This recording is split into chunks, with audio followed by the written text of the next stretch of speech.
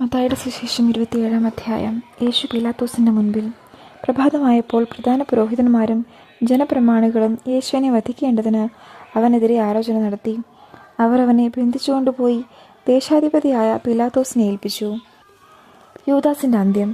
അവനെ ഒറ്റിക്കൊടുത്ത യൂദാസ് അവൻ ശിക്ഷയ്ക്ക് വിധിക്കപ്പെട്ടു എന്നറിഞ്ഞപ്പോൾ പശ്ചാത്തപിച്ച് ആ 30 വെള്ളി നാണയങ്ങൾ പ്രധാന പുരോഹിതന്മാരെയും പ്രമാണികളെയും ഏൽപ്പിച്ചുകൊണ്ട് പറഞ്ഞു, നിഷ്കളങ്ക രക്തത്തെ ഒറ്റിക്കൊടുത്ത് ഞാൻ പാപം ചെയ്തിരിക്കുന്നു.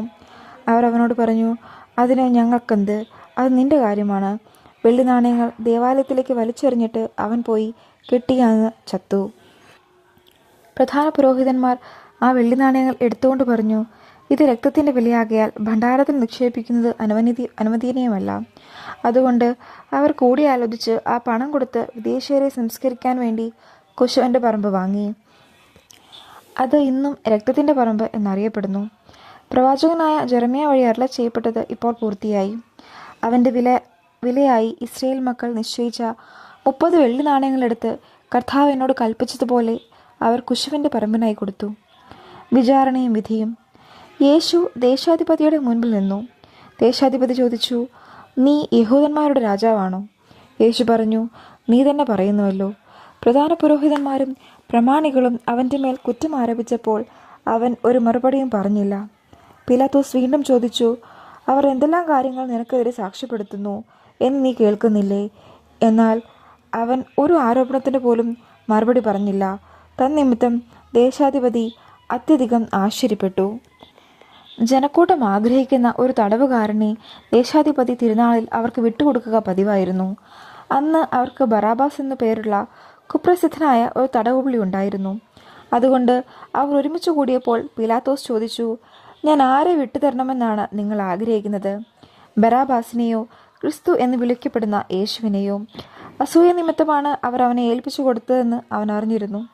മാത്രമല്ല, അവൻ ന്യായാസനത്തിൽ ഉപവിഷ്ടനായിരിക്കുമ്പോൾ അവൻ്റെ ഭാര്യ അവൻ്റെ അടുത്തേക്ക് ആളയച്ചറിയിച്ചു, ആ നീതിമാന്റെ കാര്യത്തിൽ ഇടപെടരുത്. അവൻ മൂലം സ്വപ്നത്തിൽ ഞാൻ ഇന്ന് വളരെയേറെ ക്ലേശിച്ചു.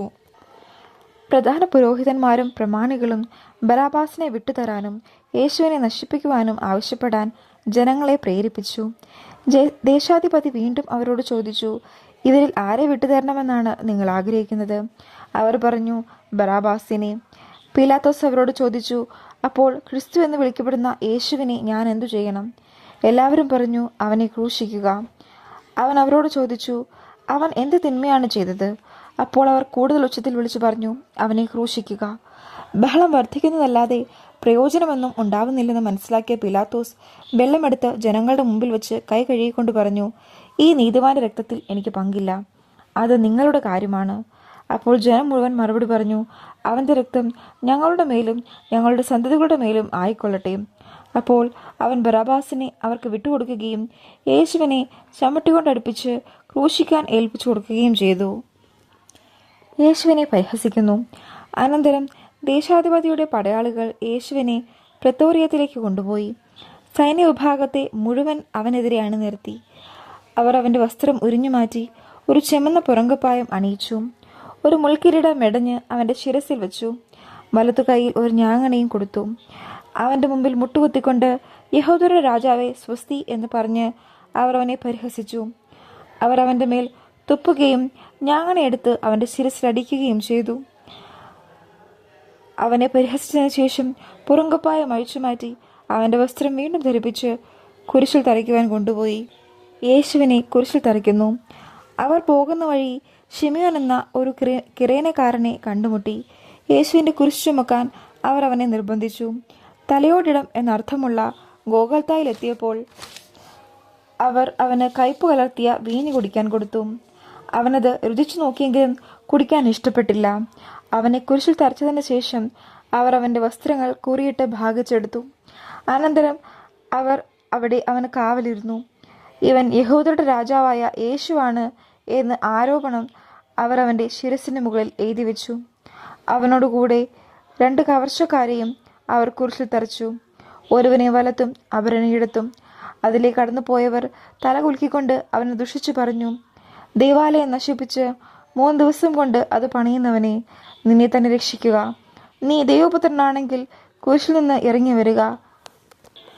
അപ്രകാരം തന്നെ പ്രധാന പുരോഹിതന്മാർ നിയമജ്ഞരോടും പ്രമാണികളോടുമൊത്ത് ഇവനെ പരിഹസിച്ചുകൊണ്ട് പറഞ്ഞു, ഇവൻ മറ്റുള്ളവരെ രക്ഷിച്ചു, തന്നെ തന്നെ രക്ഷിക്കുവാൻ ഇവന് സാധിക്കുന്നില്ല. ഇവൻ ഇസ്രായേലിൻ രാജാവാണല്ലോ. കുരിശിൽ നിന്നിറങ്ങി വരട്ടെ, ഞങ്ങൾ ഇവനിൽ വിശ്വസിക്കാം.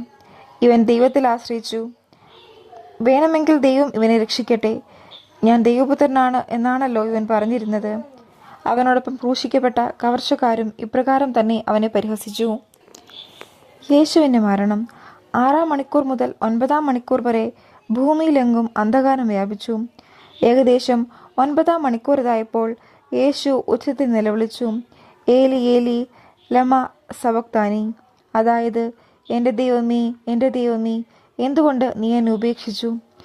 അടുത്ത് നിന്നിരുന്നവരിൽ ചിലർ ഇത് കേട്ട് പറഞ്ഞു, അവൻ ഏലിയായെ വിളിക്കുന്നു. ഉടനെ അവരിൽ ഒരാൾ ഓടിച്ചെന്ന് നീർപ്പഞ്ഞെടുത്ത് വിനാഗിരിയിൽ മുക്കി ഒരു ഞാങ്ങണമേൽ ചുറ്റി അവന് കുടിക്കുവാൻ കൊടുത്തു. അപ്പോൾ മറ്റുള്ളവർ പറഞ്ഞു, നിൽക്കൂ, ഏലിയ വന്ന് അവനെ രക്ഷിക്കുമോ എന്ന് കാണട്ടെ. യേശു ഉച്ചത്തിൽ നിലവിളിച്ചുകൊണ്ട് ജീവൻ വെടിഞ്ഞു. അപ്പോൾ ദേവാലയത്തിലെ തിരശ്ശീല മുകൾ മുതൽ താഴെ വരെ 2ആയി കീറി. ഭൂമി കുലുങ്ങി, പാറകൾ പിളർന്നു, ശവകുടീരങ്ങൾ തുറക്കപ്പെട്ടു. നിദ്ര പ്രാപിച്ചിരുന്ന പല വിശുദ്ധന്മാരുടെയും ശരീരങ്ങൾ ഉയർപ്പിക്കപ്പെട്ടു.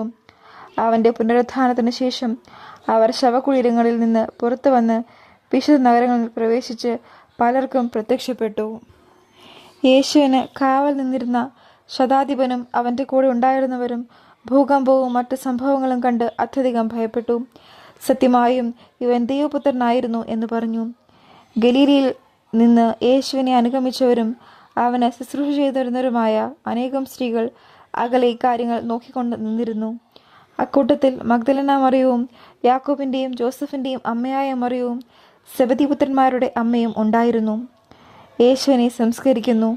വൈകുന്നേരമായപ്പോൾ അരിമത്ഥ്യക്കാരൻ ജോസഫ് എന്ന ധനികൻ അവിടെ എത്തി. അവനും യേശുവിന് ശിഷ്യപ്പെട്ടിരുന്നു. അവൻ പിലാത്തോസിൻ്റെ അടുത്ത് ചെന്ന് യേശുവിൻ്റെ ശരീരം ചോദിച്ചു. അത് അവന് വിട്ടുകൊടുക്കാൻ പിലാത്തോസ് കൽപ്പിച്ചു. ജോസഫ് ശരീരമെടുത്ത് ശുചിയായ ഒരു തുണിയിൽ പൊതിഞ്ഞ് പാറയിൽ വെട്ടിയുണ്ടാക്കിയ തൻ്റെ പുതിയ കല്ലറയിൽ സംസ്കരിച്ചു. കല്ലറയുടെ വാതിൽക്കൽ ഒരു വലിയ കല്ലുരുട്ടി വെച്ചിട്ട് അവൻ പോയി. മഗ്ദലന മറിയവും മറ്റേ മറിയവും ശവകുടീരത്തിന് അഭിമുഖമായി അവിടെയിരുന്നു. കല്ലറയ്ക്കു കാവൽ. പിറ്റേ ദിവസം, അതായത് ഒരുക്ക ദിവസത്തിൻ്റെ പിറ്റേന്ന്, പ്രധാന പുരോഹിതന്മാരും ഫരിസേയരും പിലാത്തോസിൻ്റെ അടുക്കൽ ഒരുമിച്ച് കൂടി. അവർ പറഞ്ഞു, യജമാനനെ, 3 ദിവസം കഴിഞ്ഞ് ഞാൻ ഉയർത്തെഴുന്നേൽക്കുമെന്ന് ആ വഞ്ചകൻ ജീവിച്ചിരുന്നപ്പോൾ പറഞ്ഞത് ഞങ്ങളിപ്പോൾ ഓർമ്മിക്കുന്നു. അതിനാൽ 3-ാം ദിവസം വരെ ശവകുടീരത്തിന് കാവലേർപ്പെടുത്തുവാൻ ആജ്ഞാപിക്കുക. അല്ലെങ്കിൽ അവൻ്റെ ശിഷ്യന്മാർ വന്ന് അവനെ മോഷ്ടിക്കുകയും അവൻ മരിച്ചവരിൽ നിന്ന് ഉത്ഥാനം ചെയ്തു എന്ന് ജനങ്ങളോട് പറയുകയും ചെയ്തെന്ന് വരും. അങ്ങനെ അവസാനത്തെ വഞ്ചന ആദ്യത്തേതിനേക്കാൾ ഗുരുതരമായി തീരുകയും ചെയ്യും.